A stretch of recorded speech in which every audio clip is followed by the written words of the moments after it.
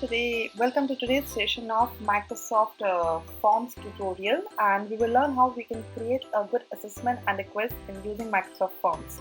Now, in order to log in into Microsoft Forms, I am opening a new tab for you. You just go in your browser. You can use any of the browsers you're using. I've picked up this Forms one, this browser of Google Chrome. At times I open it in my Safari or Firefox or Opera, so whichever browser you're using, you just type Microsoft Forms over here. When you type Microsoft Forms, usually the first link that shows up is Microsoft Forms. You click on it and you can log in into the Microsoft account. So this is how it will actually show to you, and once you log in, you have these many options coming up. So there's an option of new form and a new quiz, and then there are options of various forms which are already created, and if you just see them, there are many templates which are already created for you to use. You can pick up any of the template you like and go ahead and use it.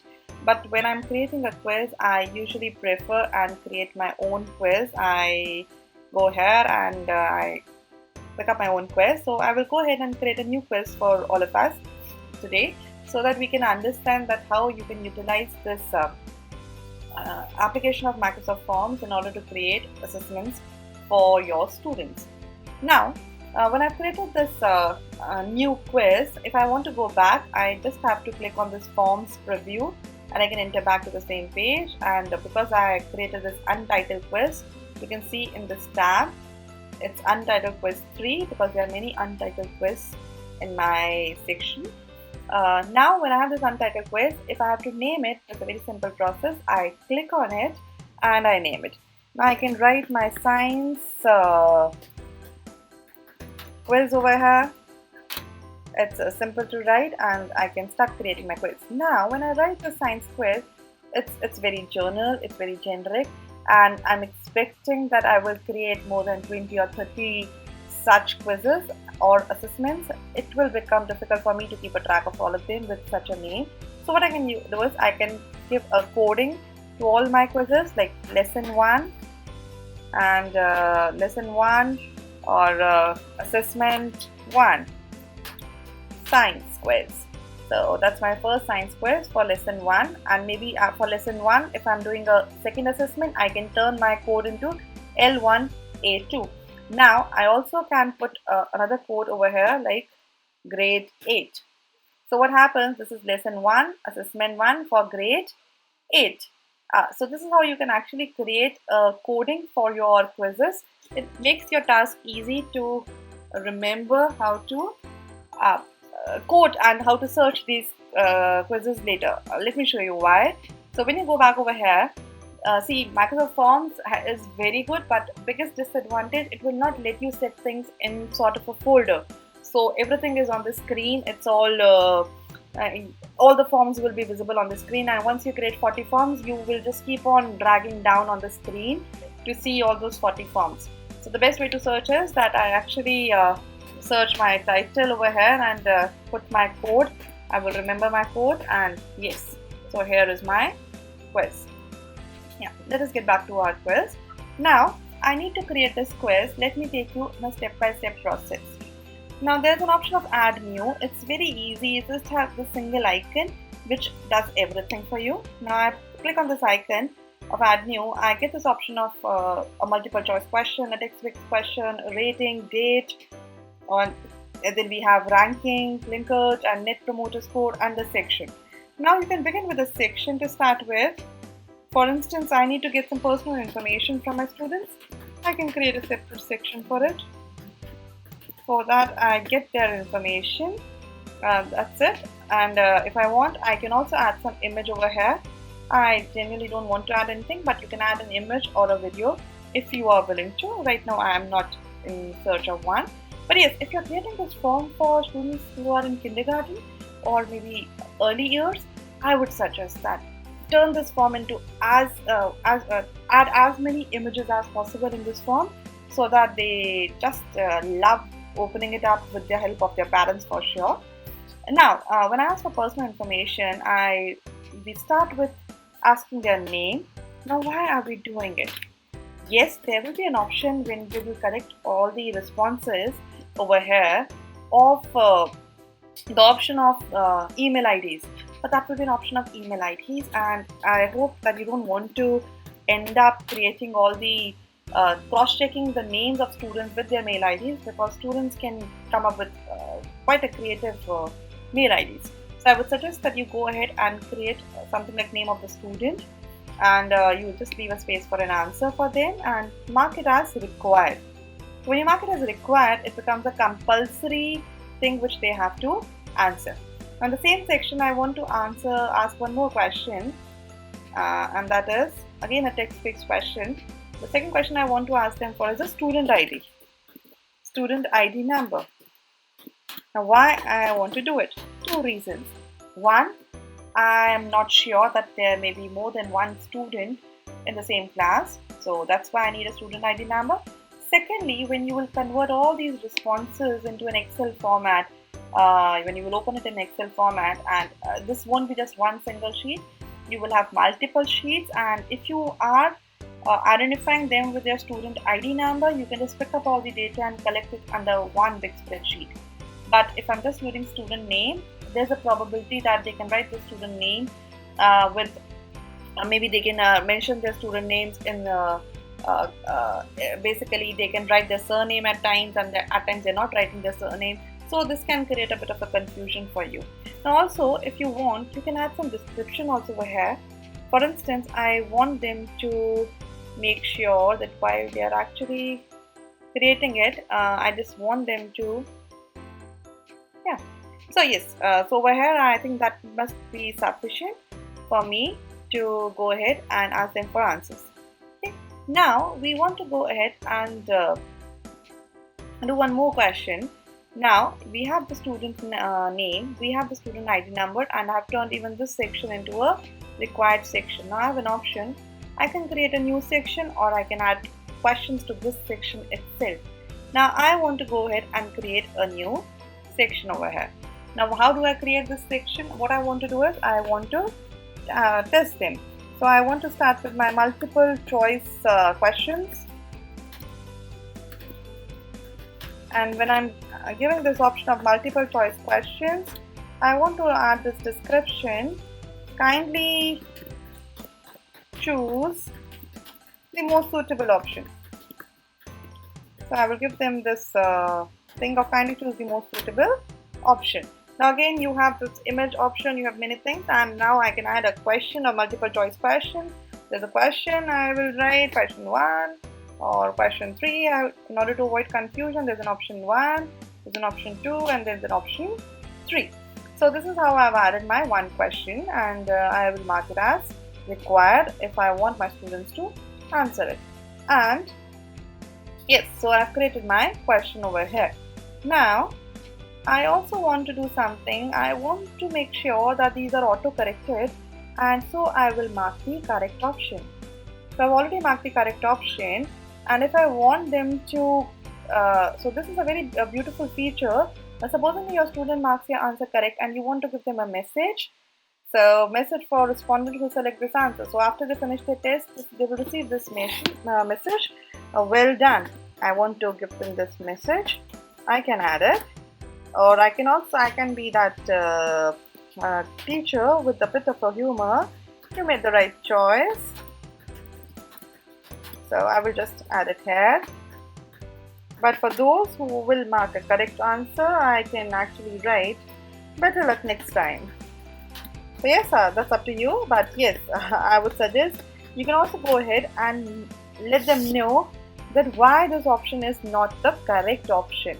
So what are the reasons behind it? So when students are preparing for the SAT exams or the JEE or NEET exams, they have to make choices in between the best option available. In that situation, this feature is a brilliant feature for them to use.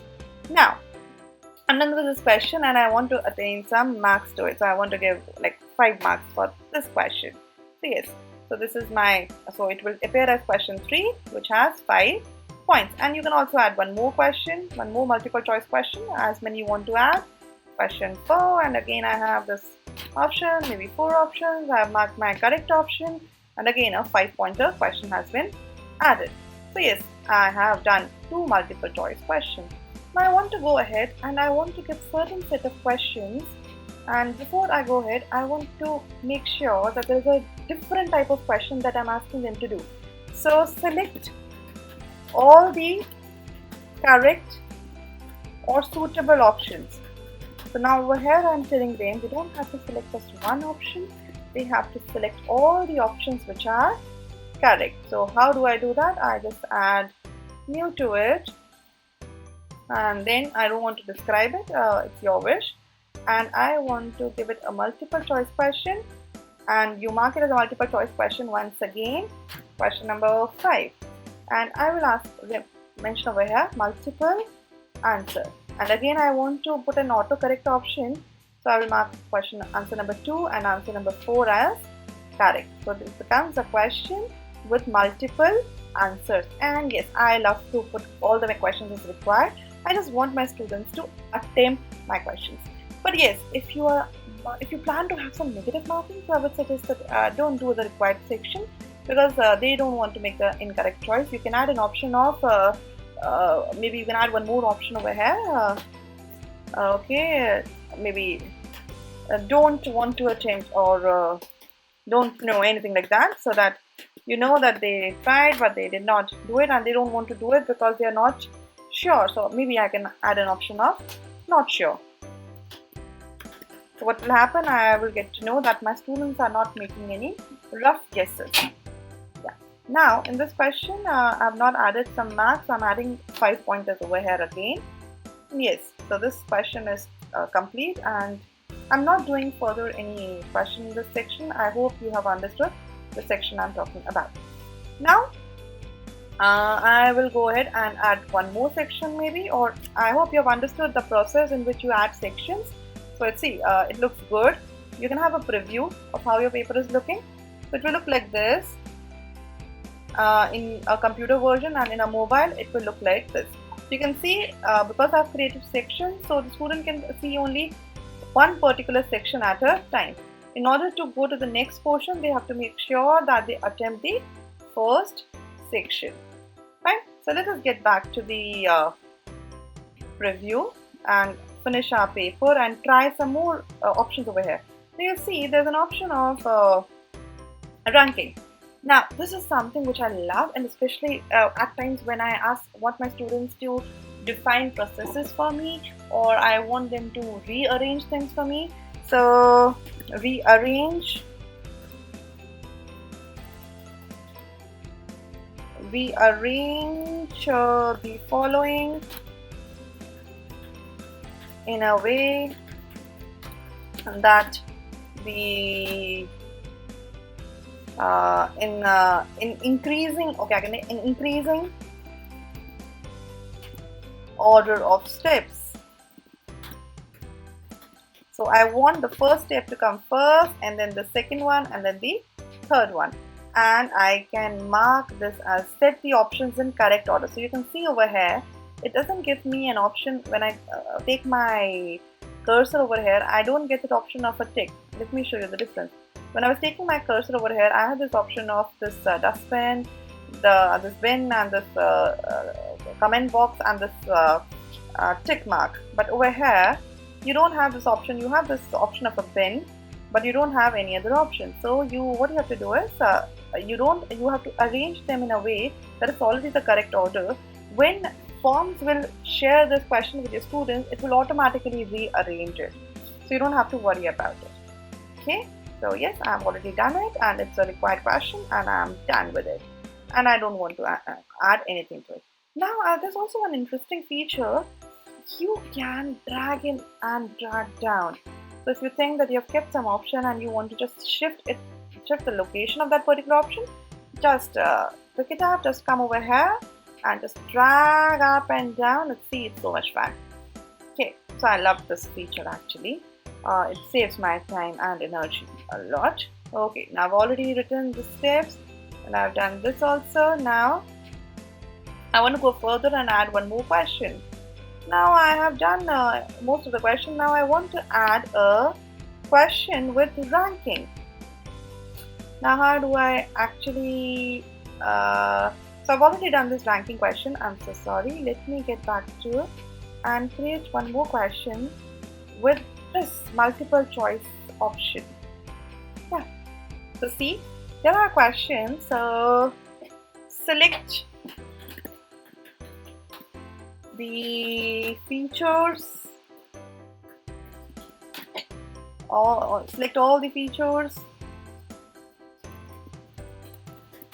all the properties maybe of the substance. Okay, so maybe I can mention over here coal, and I can mention over here diamond. Okay, and then I have this option as I can say it is carbon in nature, and it's amorphous, and then I can say crystallize, crystal. So I can add all these options. I can add more options. So this gives me an option to select the option which is more suitable, and it helps me in testing the knowledge part pretty well of my students. Now and finally, and the one portion that I love is which is something we all teachers need in this situation, is a text-based question we all have been dying for. So we put this text-based question. Now the text-based question can be in two ways. We can have questions in which you can add just one word to it, or we can have these questions in which you can add a complete paragraph or a complete sentence. Now, in case of one word answer, I think you can use this option of correct answers. But in case of when you're using those paragraphs, it can be a bit tricky because students may or may not write in a exact format you want them to write. So yes, so I just write share your views or something like this. I'm just sharing my views, or I'm asking them to share their views with me. And now I have this option of turning it to a long answer. So you want them to write some essay form of an answer. So I just turn it into 10 points and I turn it into a long answer. So my paper is almost ready and it looks beautiful to me. Let me show you how it will look. It will look like this in the preview. Name of the student, so Surbhi, student ID, A, B, C, D, anything I want to share, and then there's an option. Multiple choice question 1, 3, next, and then I have select all the suitable options. I can share more than one option, rearrange, I can drag them up and down. I can also use this option of dragging it up and down. Select all the points. I will just select this, now this, and this is also there. So I've selected all the possible points and share your views. I believe this is the most suitable, so I just do it and I submit it. So yeah, so I get this option of view results. I've got 10 marks out of 35. That's how I've scored, and I think one of my question is still under review. That is this question which my teacher will actually review back for me.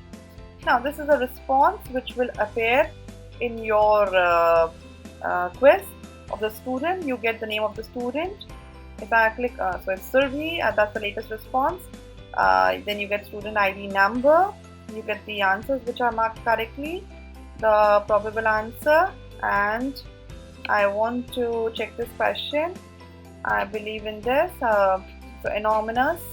So this was the answer which was given up. Now you can see over here what happens when you're getting this question. It becomes difficult for you to actually check it. So whenever you are doing a question which is more towards a subjective test, just don't mark the points over here. Mark the points in the paragraph, and you get this option of marking the responses later.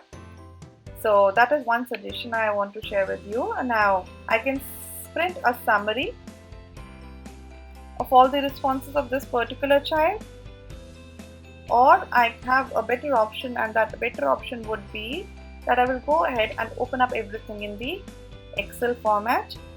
When I open up everything in Excel format, you will just see all the responses appear by. Let me share with you. Yeah, so see over here, it gives me a start time, it gives me a completion time, it gives me an email ID. I have not asked for email ID, so it gives me that. It gives me a name also. I don't know why I cannot see it over here.